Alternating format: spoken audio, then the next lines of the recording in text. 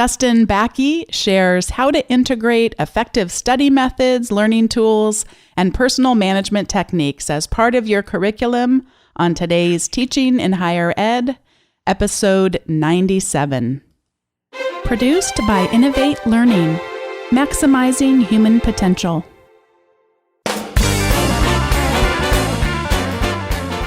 Welcome to this episode of Teaching in Higher Ed. This is the space where we explore the art and science of being more effective at facilitating learning. We also share ways to increase our personal productivity approaches so we can have more peace in our lives and be even more present for our students.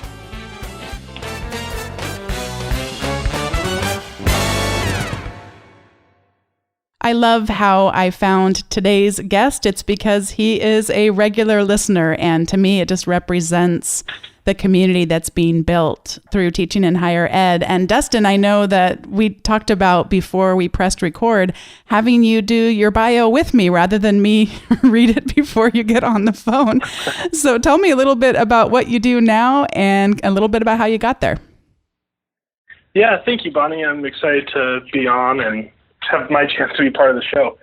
So I'm currently a third-year lecturer at California State University, Chico. I lecture in kinesiology, and that's been my background, a lot of biomechanics with kind of an eye of performance training and technique. I've done a lot of running research specifically.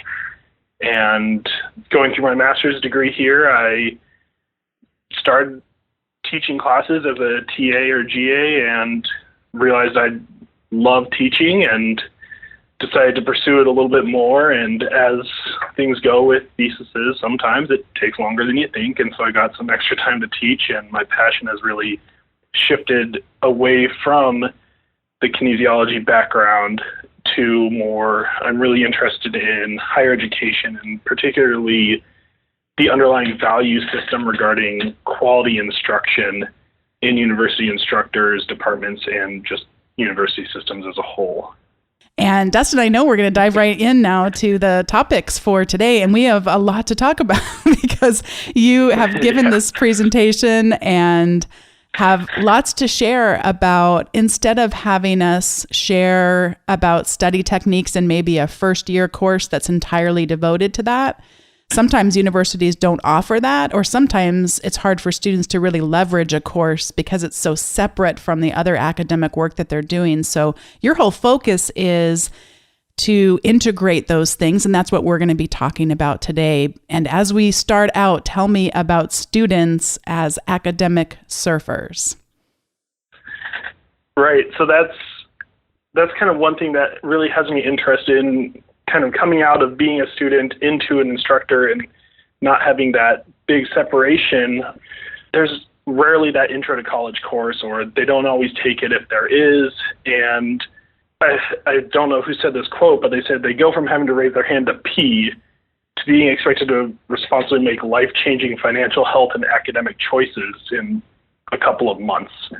And so who's teaching them these academic habits, study time, personal management, those kind of things generally are other students and upperclassmen friends they have that they see kind of getting through it. And so I kind of have this idea of academic surfers that in my time teaching, I've started noticing this in my students, and even my time as a student, I would do it sometimes as well, but students will just put things off until the deadline. And yeah, procrastination is part of it, but the way a lot of our classes and things are designed is that it's okay to put that off. And we have a big project due here, and then we have a little bit of a break, and then another big project. And then what happens is students put things off, and instead of preparing over time a little bit each day, they prepare at the very end. And so they take this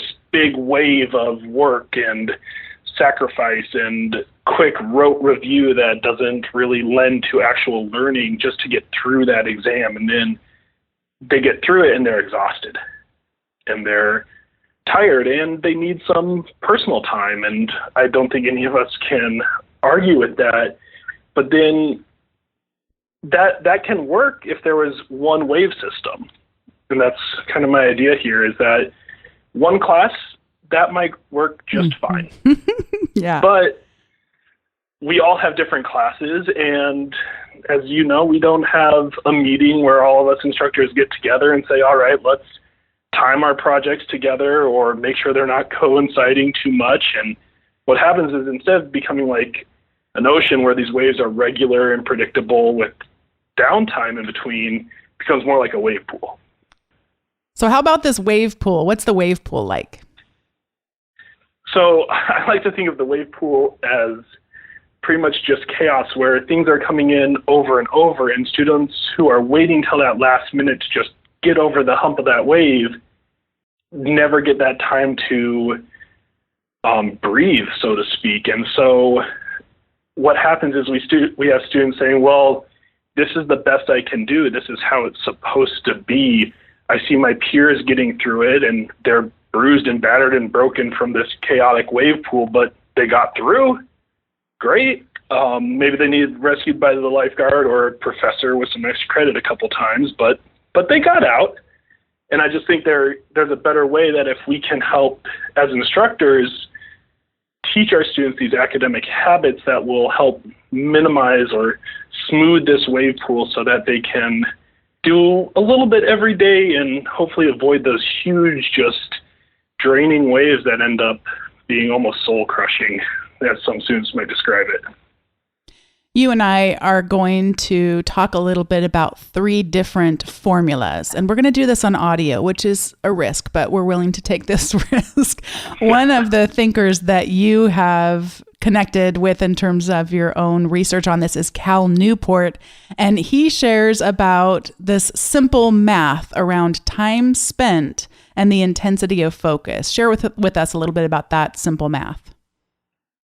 So Cal Newport believes that this intensity of focus, or what he likes to call deep work, is what we as individuals really want to harness, and that's going to help us reach our maximum potential. He just wrote a book that I'm really interested in reading. I've read his previous work, but I haven't read this new deep work book. But ultimately, he kind of believes that the work accomplished is a product of the time spent and the intensity of focus. And so if you want to minimize that time spent on that task, it requires maximizing that intensity of focus, or really focusing in on what you're trying to do in that moment. And then there are a couple of other formulas that you share about, and these couple of, the second and the third ones are from Thomas Frank, who runs a site called College Info Geek, or Geeks. College Info Geek. There we go. And the first one has, after the equal sign, it's all about desired preparedness, because our students really desire to be prepared for that exam, for that assignment. That is truly their motivation. Talk me through the formula for desired preparedness.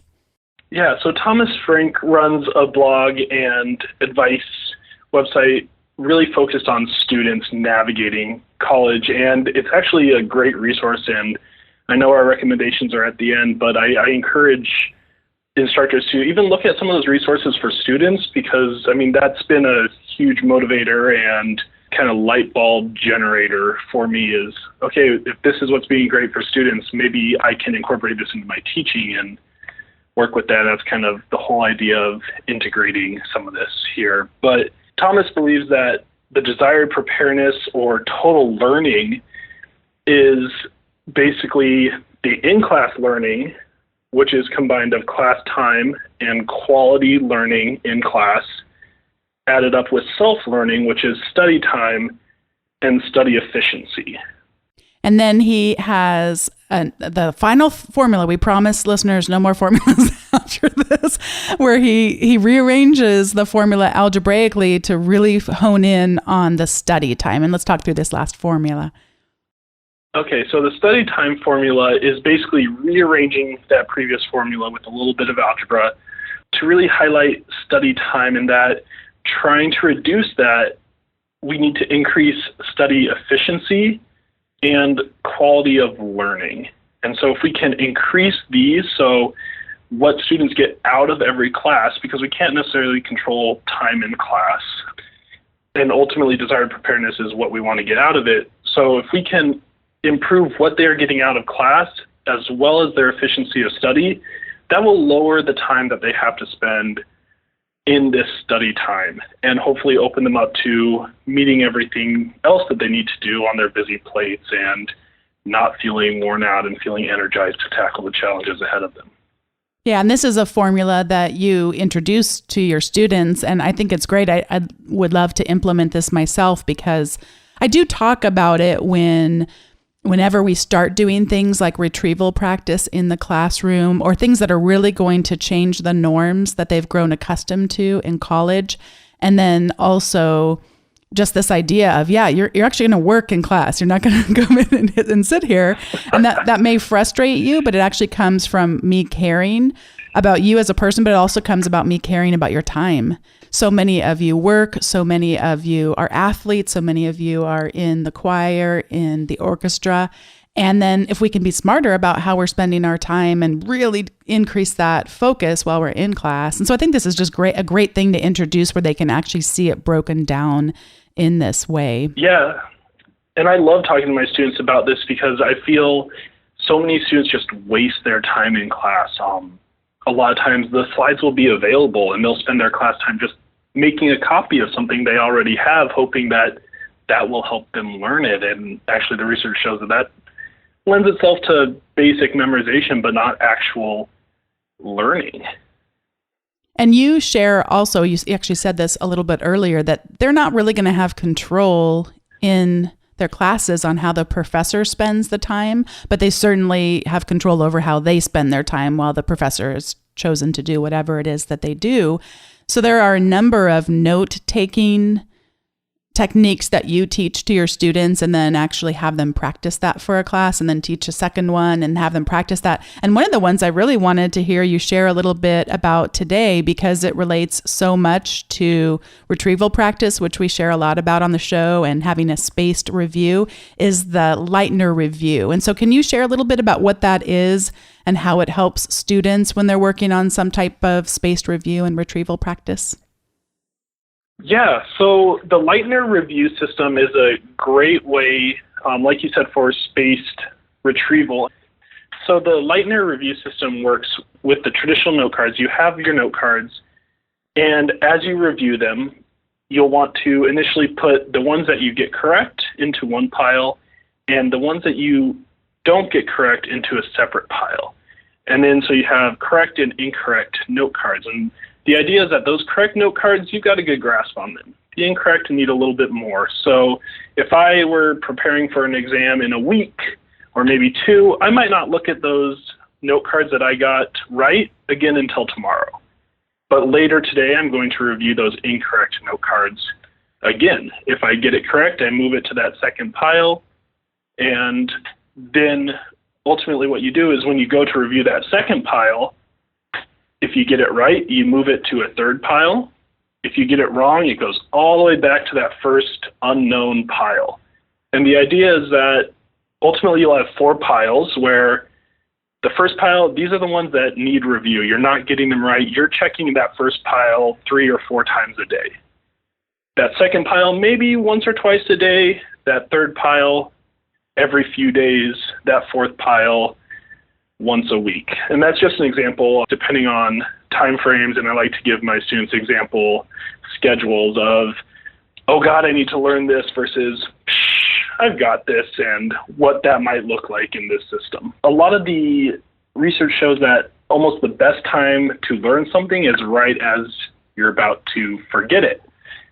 As well as it takes advantage of this idea of we want to be strategic with our time and not spend our time reviewing and studying things that we already have a good grasp on.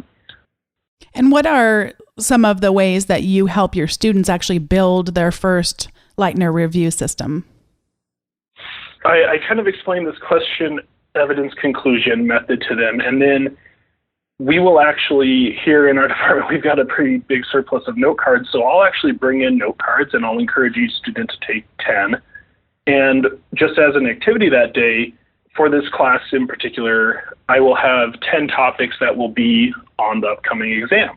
And I'll ask them to make note cards for these. And we'll spend 10, 15 minutes making our note cards in this method. And then after that, I will actually explain how to use those note cards with the Leitner review system. I know that sometimes when I will try something like this for the very first time, there is some resistance from students. And I would want everybody who's listening today to know that this is often not met with unicorns and joy and happiness and glitter. My husband's laughing as he listens, saying, I can't stand glitter. Anyway, and so how do you deal then with a potential where someone says, I don't learn this way? That's a great question. For me as an instructor, this is just one thing, and I try to hit a number of different types of study reviews and note-taking methods and stuff throughout my semester so that people who learn different ways get those different opportunities, but it also introduces them to ways that they've potentially never thought of. And so I'd encourage them to give it a try. I'd say, hey, we're doing this as an in-class activity. You're essentially getting 15 minutes of free study time that you don't have to do outside the class. Mm-hmm. Why not give it a shot with these 10 topics? See how it works. I think we're going to talk about it a little later, but then with critical review, they can actually reflect a little bit on, did that work for me? Or I gave it a shot and it just wasn't for me. Yeah, when we've talked about on prior episodes about, for example, retrieval practice, often that's met with resistance from the students. And how could they possibly even know what works for them or not when you haven't even started doing it yet? And I like what you said, where you're coming back to, hey, in a friendly way to say, hey, let's just give this a try, and not responding in a defensive way. But even when students have had demonstrated to them that something like this works, there still may be that resistance to it. So just having a cheerful attitude about it, and we're going to give this a go. And then I like too that you are showing them some different methods too, and mixing things up in that way. Because if things get too predictable, then that's also shown to decrease the potential for learning as well. So I like that you're doing all of that. And then I know you have a couple of educational technology tools, one that helps you with your own retrieval, and then one that helps the students with implementing the Leitner method. So there's a system called the Anki review system. That's ANKI. And this is an electronic flashcard builder. And the great thing about this is they can build their flashcards in it, and it will automatically put them into those boxes and remind the students to review them at the proper times. So it kind of streamlines it a little bit. So if they're more digitally inclined, I like to give them that option. And then I will actually use it in combination with my Attendance 2 app, which is the app I use to quickly take attendance at the beginning of class and use it for cataloging and assigning points to classes throughout the semester. But part of that is I have to save all the pictures of my students to that app. And when I do that, I use those same pictures to create flashcards of the students and their names on Anki. And in the first few weeks, I can do my own spaced repetition with their names and those pictures. You also have taken away a technique from Susan Ambrose, who wrote How Learning Works, of what are called exam wrappers. Can you share about those? Yeah, exam wrappers are one of my absolute favorite things to do surrounding the exam. And what an exam wrapper is it is a guided reflection or debrief upon the return of the exam. And I actually ask my students to take 10 minutes.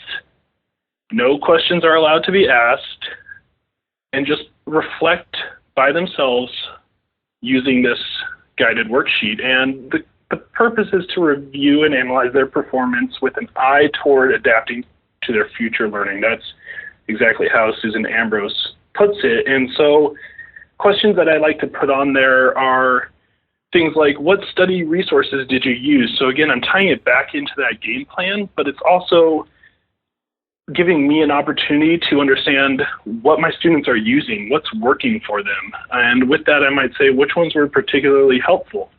I'll ask, what classroom activities were particularly useful in preparing you for the exam?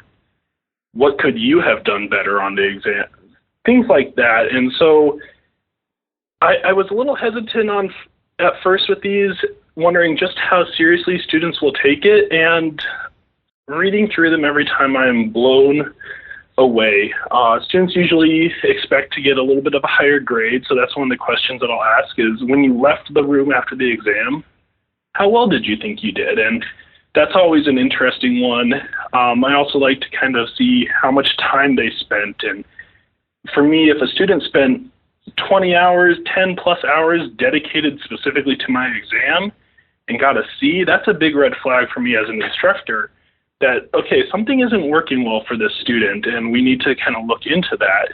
And another question I'd like to ask is, what do you plan to do differently for the next exam? Mm-hmm. And what this does is it gets students actually slowing down when they get that exam back and taking time to think about, how did I do? What worked? What didn't work? What worked in class? What do I need from the instructor? That's another thing I like to ask is, what could I help you do more? And that one I get the most surprising answers on. It's the last question in my wrapper, and I say, what can the instructor do to help support your learning and preparation for the next exam? And what I see a lot on there is, I've really enjoyed the study review, and they might say something like, thank you for these kind of things, or these have been helpful, but it was on me. I didn't study quite as much as I'd like to, and I want to take advantage of this next time. And I get some really honest answers in there where they actually kind of step up and take that responsibility of, I didn't study enough, and next time I'm going to, or that kind of thing. And so it's a really powerful reflection activity that gets students thinking about this rather than just diving into, oh no, why did I get this wrong? Or did you grade this right? Did you add your points up? And it just kind of slows them down and gets that reflection going. One of the last things I wanted to ask you about is another way that you are preparing your students for success, and that is you require your students to meet with you for 30 minutes between the exams. Can you share about what kinds of things that you talk about there and what your philosophy is behind that? Yeah, absolutely. This is by far my favorite practice, and it's something that I tell a lot of instructors, and their eyes bug out. 30 minutes with every one of your students in a 4-week time frame, and it's a lot of work. But it gives me an opportunity to have a conversation with that student. If I didn't quite know them beforehand, now I do. What I get the chance to, we'll review that first exam. We'll have that game plan that we talked about. We'll have the exam, we'll have the exam wrapper. And so that's kind of how I like to start those meetings, is kind of go through it and say, oh, this worked really well for you, or this didn't quite work well, what wasn't working there? And then we'll go over kind of their course standing and what it looks like the rest of their semester projected out might look like. But it also gives me a chance to talk about, why are you in this class? What are you taking out of it? What are you enjoying? What's maybe not working for you? And one of the big parts of this and why I love it so much is it actually opens up that just relationship door between a student and an instructor. There's often semesters that will go by where a student, you'll never speak more than probably 2 minutes with them if they're just in and out of class every day and they never come by office hours or never stop to ask questions post-class or something like that. And I get to actually have a conversation with every one of my students, and it really gives me a good understanding of where my class is at and what this group of students needs, and helps me kind of nail down meeting those kind of red flag students who maybe didn't do too well or their attendance hasn't been great. And what I've found, and it's very anecdotal, and one thing that I'd maybe like to look into in the future is the post impact of this is I have more students coming to office hours. I get more emails about, hey, I didn't quite understand what we talked about in lecture today. Could you help me understand this concept? And my attendance goes up. And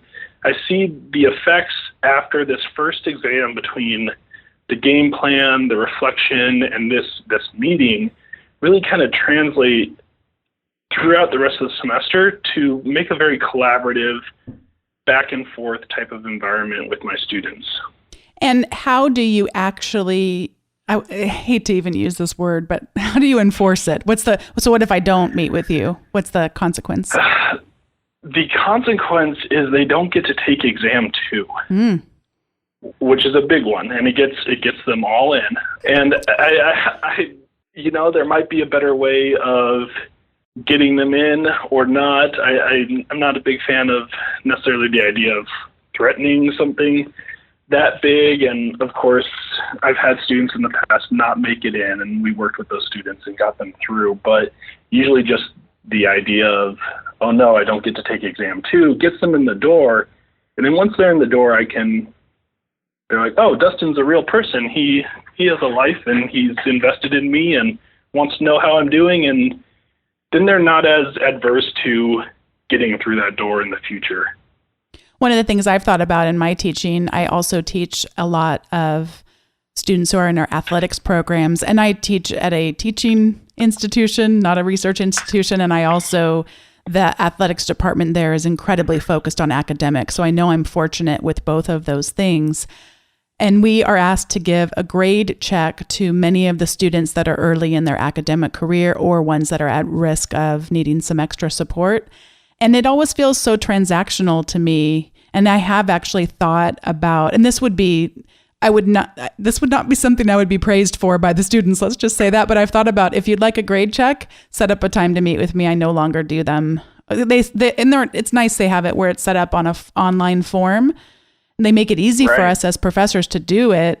But I want to make it harder on the students in the sense of I want them to be also as interested as I am in assessing their performance. And I think that will be something that would be a way I could implement what you're talking about and have there be a little bit more. And because I'll always email them and say, I didn't want to just fill out this form, but not also share this with you.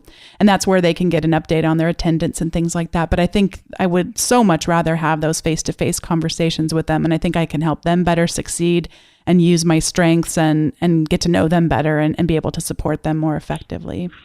Yeah, it's amazing how powerful they are. And I encourage everyone to, maybe if you don't have the time, and we know how busy we all can be as instructors, but maybe even those at-risk students that aren't attending class or maybe didn't do as well on that exam as you would like, maybe require that you meet with them. And even outside of the academic realm, a lot of times students are just looking for someone who's on their side and who's got their back. And I've actually had students come up to me with really serious, deep personal issues, from family members passing away to mental health struggles. And those kind of things have come up after these kind of meetings. And it's a very humbling experience to know that you've earned that student's trust enough that they are willing to share what's going on outside of the classroom with you. And I think one of your really early podcasts,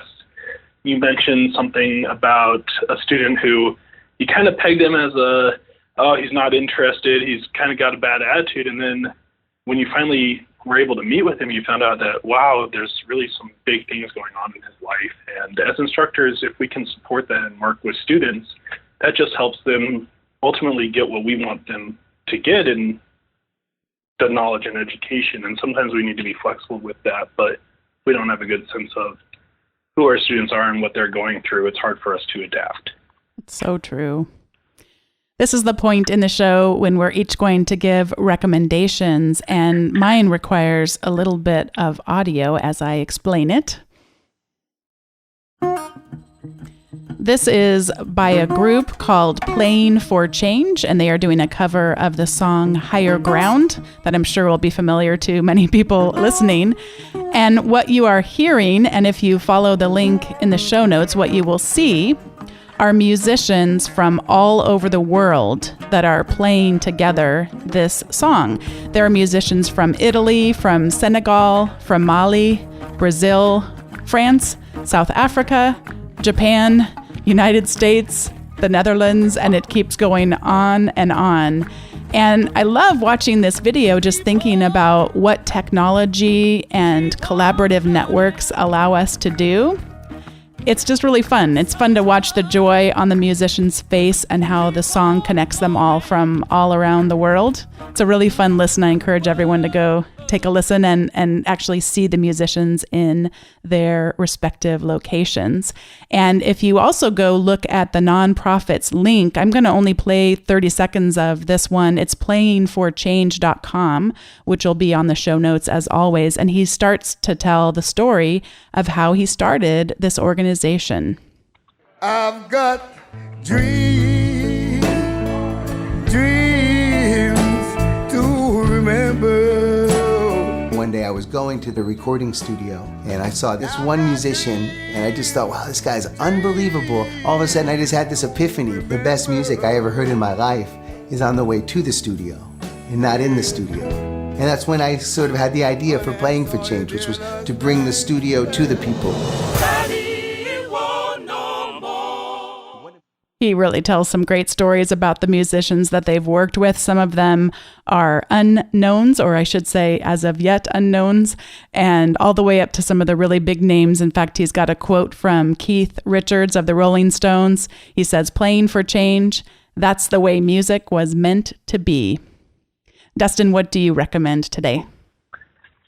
My recommendation is a new app that I have been kind of experimenting with recently and looking forward to fully integrating into my future semesters, but it's called Socrative. And what it allows me to do is, it sounds pretty similar to your Poll Everywhere that you use, Bonnie, in that it's an app that my students can download and that I can have pulled up during class, and I could ask simply, all right, who's feeling comfortable moving on from this topic? And they quickly answer, and without giving away who is who, it tells me, all right, 50% of the class is still kind of struggling with this. We need a little bit more reflection on it. And that's just one way to use it. My mentor here at Chico State, he actually uses it with an exit ticket, and he likes to have 3 questions at the end of every class of, what did you learn today? What did you struggle with today? And how do you feel you engaged as a student today? And they answer these questions, and he's actually able to review after each session the topics that they are struggling with and maybe didn't quite get across, and he needs to touch on again later. And there's also some games where you can make a game out of a quiz to see who can answer the most questions the fastest and things like that. And so it's a really great tool for getting that instant feedback from your students as you go through each class, and then even potentially afterwards. Dustin, thank you so much for joining me today on Teaching in Higher Ed. And I think even more so, although I've really enjoyed our conversation very much, I just really appreciate you being a part of the community. And I know we've exchanged emails, and I hope that is just the beginning, because this is what this growing community is all about. So thank you for your time today, but also your time collectively. Yeah, thank you for facilitating this great community, and I'm excited to be a part of it and continue learning every day as I walk to work. Now I have the song Waiting for Change stuck in my head in a delightful way, and it's going to get ruined by this jolting change in musical genre.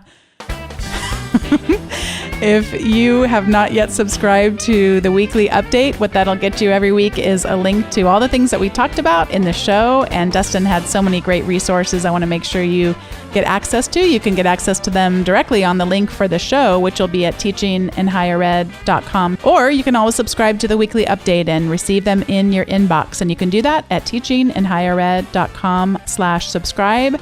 And you also get an article about teaching or productivity from me each week. Most weeks. Yes. And just thanks so much for listening. As always, if you have feedback on the show, you can do that at teachinginhighered.com/feedback. And I love hearing from so many of you on Twitter too. I'm at BONNI208. Thanks again for listening, and I'll see you next week.